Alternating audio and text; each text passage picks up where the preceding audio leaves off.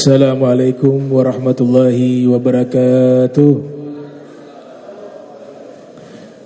Alhamdulillahi rabbil alamin. Allahumma salli wa sallim ala sayyidina Muhammadin miftahi babi rahmatillah adada ma fi ilmillah, salatan wa salaman daimain mutalazimain bidawai mulkillah wa ala alihi wa sahbihi wa man walah, amma ba'du. Yang saya muliakan para imam masjid, Al-Amin, wabil khusus Al-Habib Fauzi As-Sagaf. Yang saya muliakan Al-Habib Alwi Al-Bar, para asatidzah, Ustaz Ahmad Hanafi, Ustaz Sukri, orang-orang tua yang saya hormati, yang saya muliakan, jamaah hadirin hadiran yang insyaallah dirahmati Allah Subhanahu wa taala. Di dalam surat Al-Kahf ayat 109, Allah Ta'ala mengumpamakan ilmu itu seperti lautan. Lau kanal bahru midadan li kalimati rabbi lanafidal bahru qabla an tanfada kalimatu rabbi walau ji'na bimithlihi madada. Jadi seandainya lautan ini tinta digunakan untuk mencatat kalam-kalamnya Allah, maka lautan itu akan habis, sedangkan kalam-kalam Allah, ilmu-ilmu Allah belum habis. Artinya ilmunya Allah itu sangat luas, sehingga diumpamakan seperti bahrun, lautan. Ada metodologi menafsirkan ayat dengan ayat. Nah, di ayat yang disebutkan di surat Al-Kahf tadi, ayat 109, itu penafsirannya ada di surat Luqman ayat 27. Allah Subhanahu wa taala berfirman, "Lau annama fil ardi min syajarah aqlamun." Seandainya bumi ini seluruh pohon-pohon yang ada menjadi pena. Wal bahru yamudduhu min ba'dihi sab'atu abhurin. Sedangkan lautan menjadi tinta, bahkan dilipat gandakan 7 kali lipat lautan yang ada di bumi, dijumlahkan 7 kali. Apa kata Allah? Ma nafidat kalimatullah. Itu belum mampu mencatat ilmu-ilmunya Allah Subhanahu wa taala, kalimat-kalimatnya Allah Subhanahu wa taala. Nah, ini metodologi menafsirkan Al-Qur'an yang paling terbaik, yaitu menafsirkan Al-Qur'an dengan Al-Qur'an, surat dengan surat. Surat di dalam Al-Quran itu punya korelasi, sehingga salah satu murid Al-Hafiz Ibnu Hajar Asqalani bernama Imam Al-Biqai menulis kitab berjudul Nazmud Duror fi Tanasubil Ayati Wasuwar. Itu membahas tentang tafsiran ayat dengan ayat, korelasi surat dengan surat di dalam Al-Quranul Karim. Ada ulama Afrika juga yang menulis kitab penafsiran menggunakan ayat dengan ayat di dalam Al-Quran. Mazhab Maliki, tapi nanti pindah ke Saudi, berubah manhaj walaupun tidak total, sehingga kitabnya masih bisa kita gunakan juga. Ya, namanya Syekh Muhammad Amin Shinkiti, menulis kitab Adwa'ul Bayan.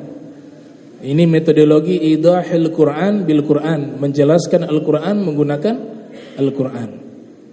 Nah, jadi ulama-ulama mereka membuat banyak metodologi di dalam menafsirkan firman Allah Subhanahu wa taala, karena ilmunya Allah begitu luas. Kan Allah nyatakan di dalam Al-Quran, wa ma utitum minal ilmi illa qalila. Kalian diberikan ilmu itu hanya sedikit. Sedikit ini dinisbatkan kepada kalian. Kalian di sini asbabun nuzulnya sekelompok orang Yahudi bertanya kepada Nabi. Bukan di situ maknanya adalah Nabi Muhammad SAW. Tapi kalian di situ yang bertanya kepada Nabi. Nah, jadi ilmu ini tidak main-main. Ilmu ini luas, ilmu agama ini luas. Ilmunya warisan Rasul itu sangat luas, sangat dalam. Bahkan dulu ada ulama ahli hadis bernama Al-Imam Ibnu Hibban. Ya, Ibnu Hibban ini salah satu ulama yang difitnah sebagai tokoh sesat, membawa ajaran sesat. Nah, beliau Ibnu Hibban menulis kitab hadis berjudul At-Taqasim wal Anwa'. At-Taqasim wal Anwa', yang nanti terkenal dengan nama Sahih Ibnu Hibban. Nah, sebenarnya yang ada saat ini kitab Sahih Ibnu Hibban itu bukan susunan murni yang ditulis oleh Ibnu Hibban.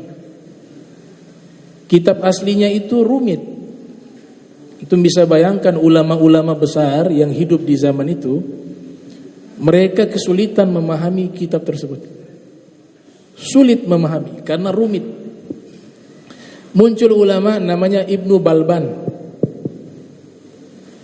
Dia menulis kitab berjudul Al-Ihsan fi Taghrib Sahih Ibnu Hibban. Disitulah mulai menyusun indeks-indeks daripada kitab tersebut. Hampir mirip dengan Sahihul Bukhari.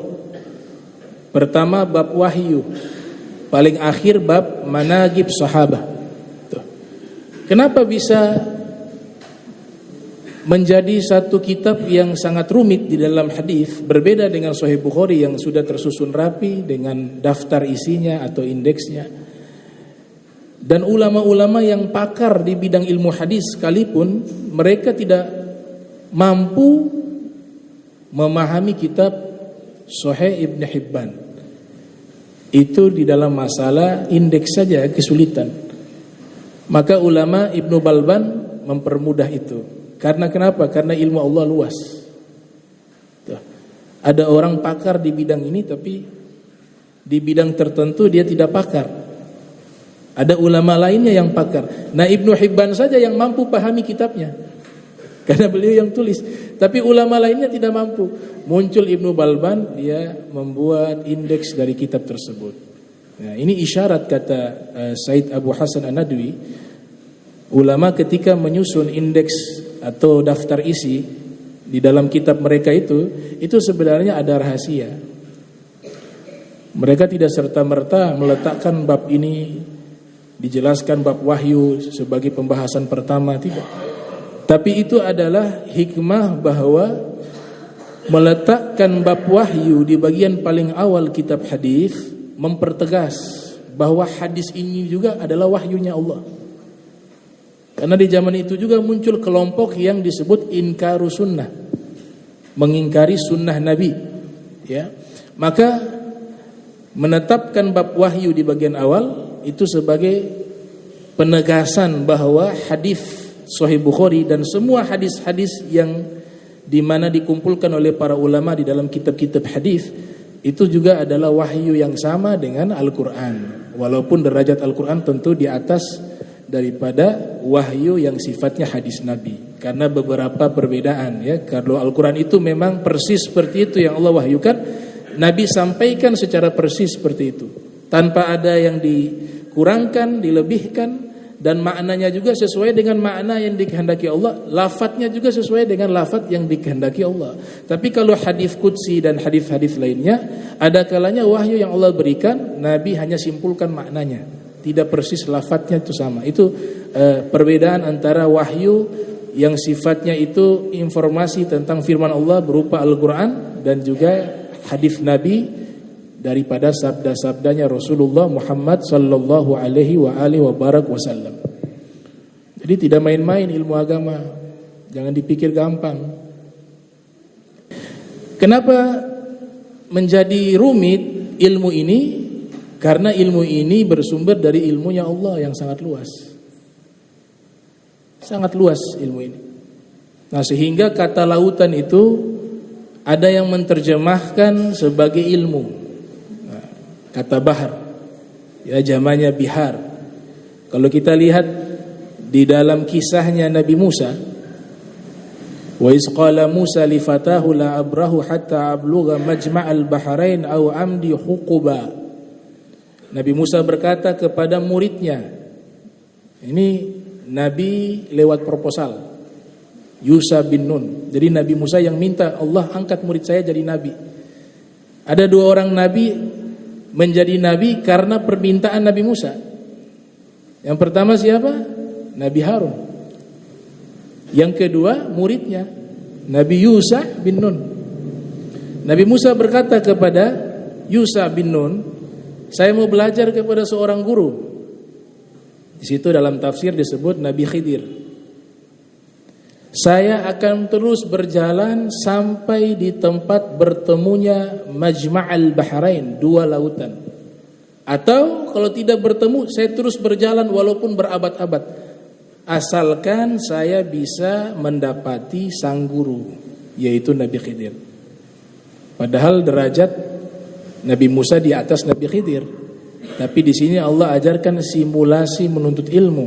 Itu harus dicari, tidak tunggu.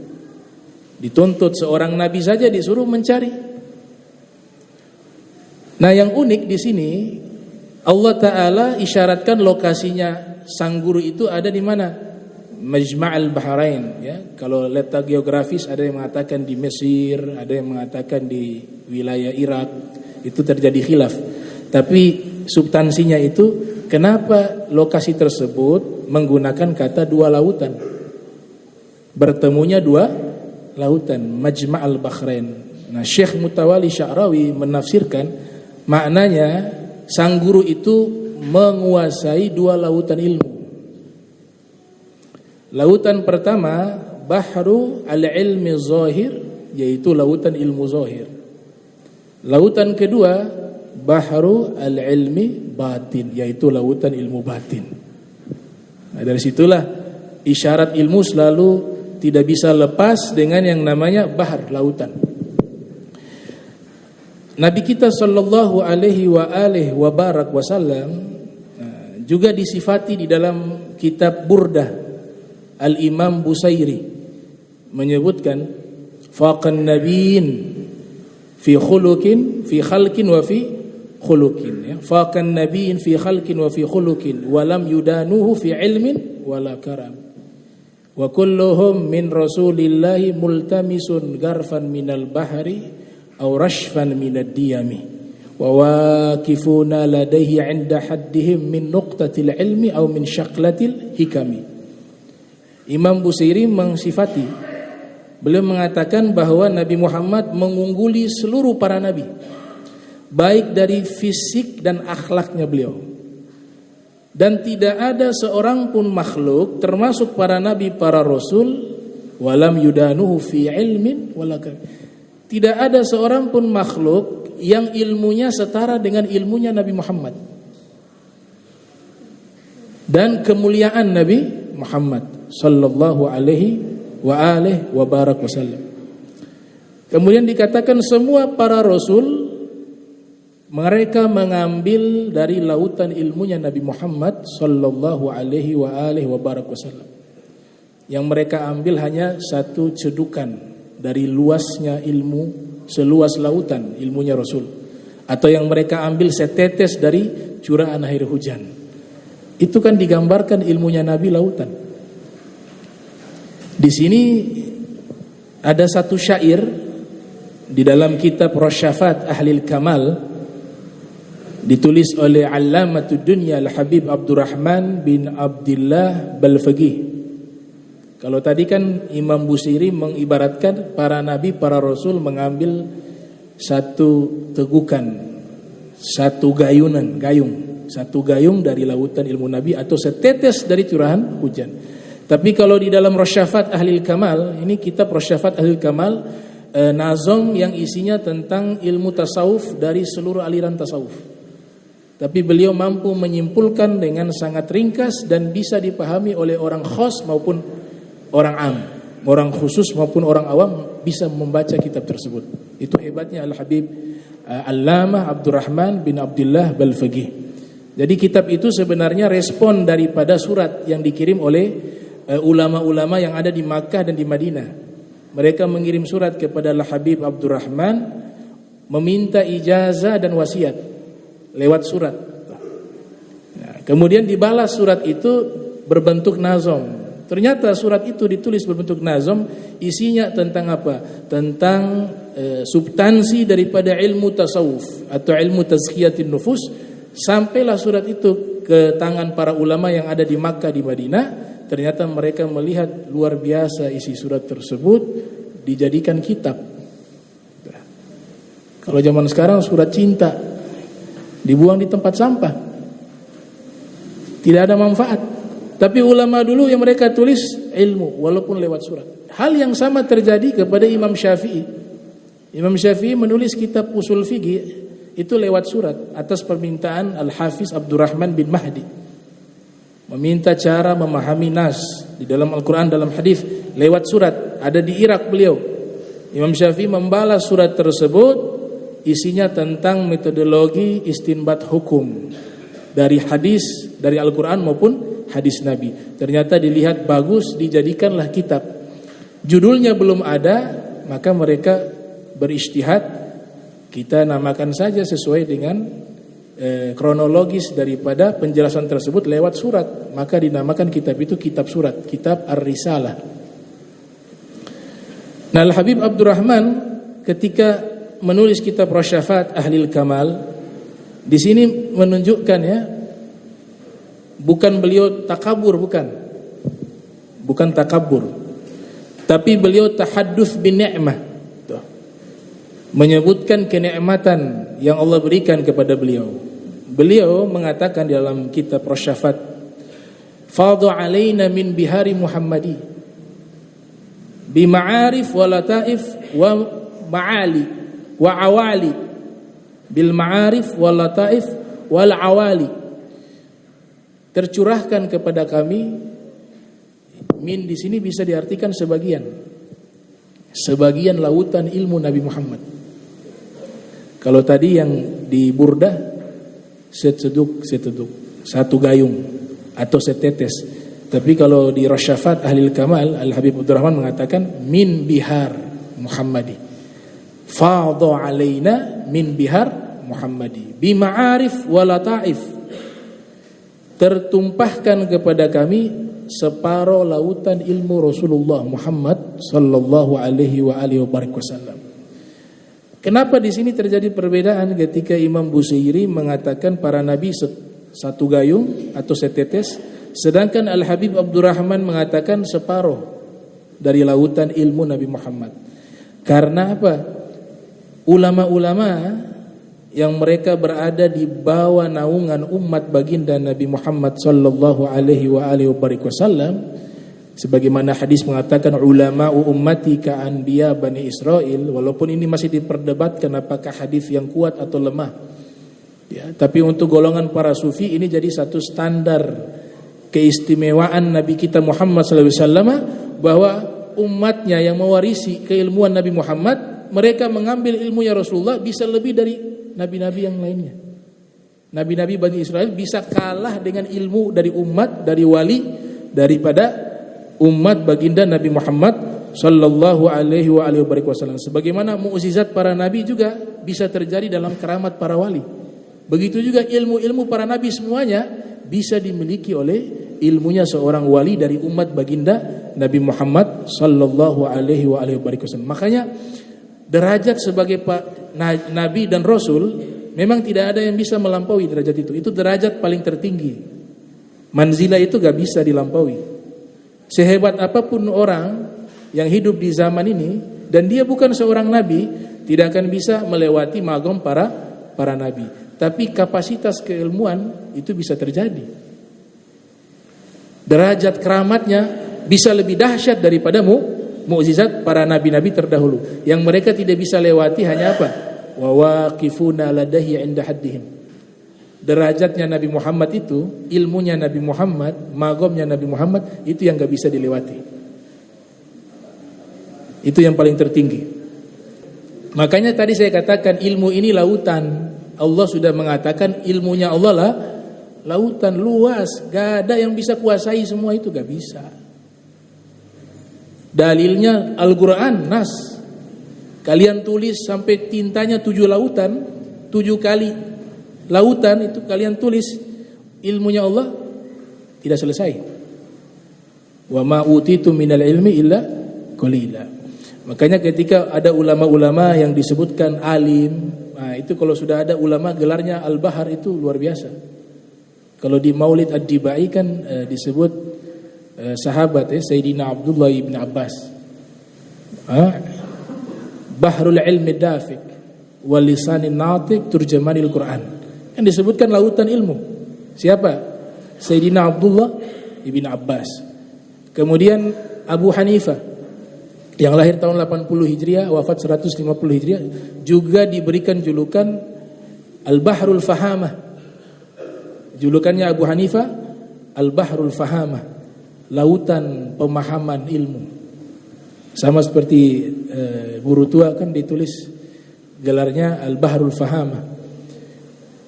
Abu Hanifah memuji Imam Malik dengan menggunakan bahasa al-isti'arah tamthiliyah, peribahasa. Dalam ilmu balaghah namanya al-isti'arah at-tamthiliyah. Beliau mengatakan ketika menyanjung Imam Malik, qad ra'aitu baharan fil Madinah qad dhaqa bainal jabalain. Saya melihat ada lautan di tengah-tengah kota Madinah. Saya melihat ada lautan di tengah-tengah kota Madinah. Ini bahasa kiasan, bahasa peribahasa ya, tamthilah. Al-isti'arah tamthiliyah.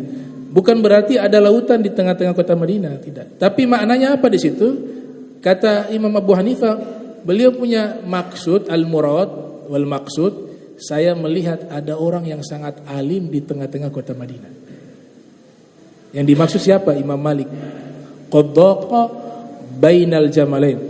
Bainal jabalain. Ini terhimpun atau berada di antara 2 gunung. Lautan di tengah-tengah kota Madinah yang berada di antara dua gunung. Nah, itu lautan berarti levelnya sangat tinggi.